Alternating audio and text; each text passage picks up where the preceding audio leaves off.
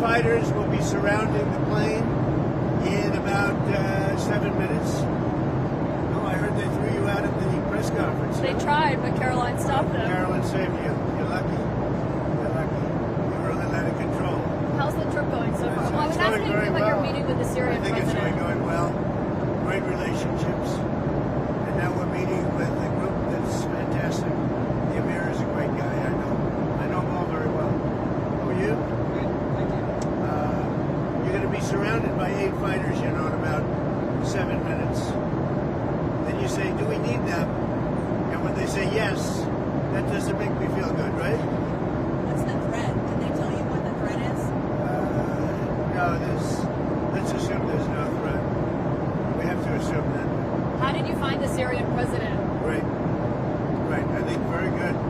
Young, attractive guy, tough guy. Strong pass. Very strong pass fighter. Does that worry you But at all? he's got a real shot at pulling it together. I spoke with President Erdogan, who I'm very friendly with him.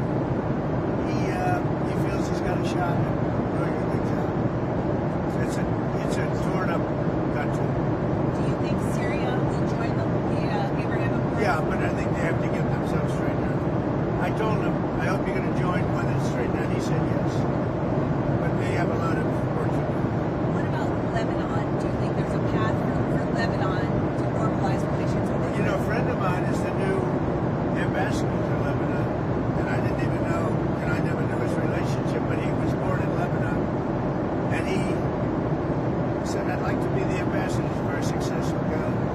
And I said, that's very dangerous. He said, I don't care. I love my country, and it's worth it to do. I'll go and interview him sometime, Michel. He's a great guy, but I think he's approved or almost approved. But, there's a danger there for a very successful man to go and do that. I said, you sure you know what you're doing? It's like Doug taking pictures, right? So you got some good shots, I guess.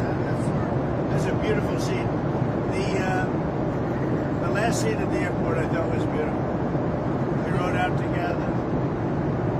They generally don't do that. They don't generally meet presidents. There have been some reports of the Syrian president wanting a Trump Tower in Damascus. Did that come up at all? No, that I haven't heard. We'll have to wait a little while. Everything's calmed down a little while with the country. I think he's got the potential. He's a real leader. And, he led a charge, and he's pretty amazing. But did you see him? Did you get to see him? No. He was there. He was with us at the event. Did the PGA Tour or Live Golf come up at all in your conversations with the Crown Prince? No. You mean the Live?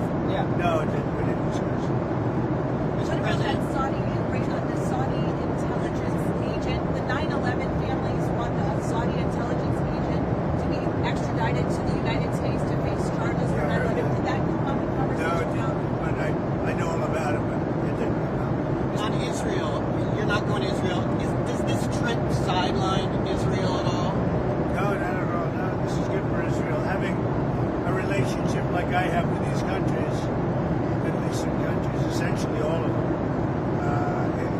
I think it's very good for Israel. Can I ask you again on Israel? On the hostage deal, did any of your people speak with Israel about the release of the American hostage? I'm sorry, on the sanctions lifting of Syria. He done. Let me ask on Edom first. What credit does Israel deserve, if any, for that release of the hostage? Well, they've been fighting a long time. They're warring. And I think they deserve a lot of credit. I think my people deserve a lot of credit, maybe the most credit.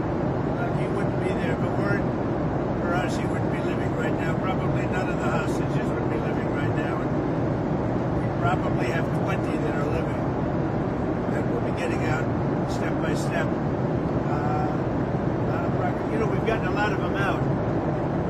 And last time, a couple of weeks ago,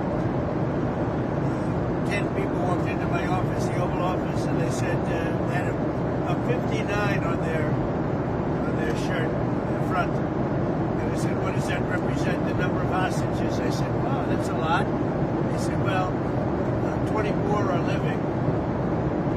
now it's 20. The number is 20 and 11. 4 have died, and the young people don't die. Young people are killed, they don't die. So the 24 living of the 59 to 24 living is now down to 20. And we got Ida now. It was great. His family was so thankful. We did a good job with it. We'll continue to do it. What happens on Thursday if President Putin doesn't show up in Turkey for the talks with Ukraine? What will you do? Well, I don't know if he's showing up. I know he would like me to be there.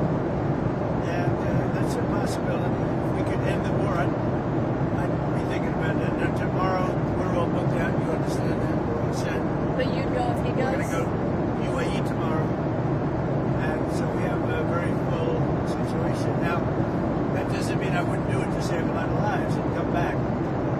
But, yeah, I think they're thinking about something. I don't know that he would be there if I'm not there. We're going to find out. Marco's going. And Marco's been very effective. How are you feeling about how Putin is handling this? I know you had said a few weeks ago you thought About maybe who? how Putin is handling this. You said a few weeks ago you thought maybe he was tapping I'll you let you know in along. a week. I'll let you know in a few days. Mr. President, on Israel again, has any of your team been in touch with Israel, your team, about lifting the sanctions on Syria? What's their reaction?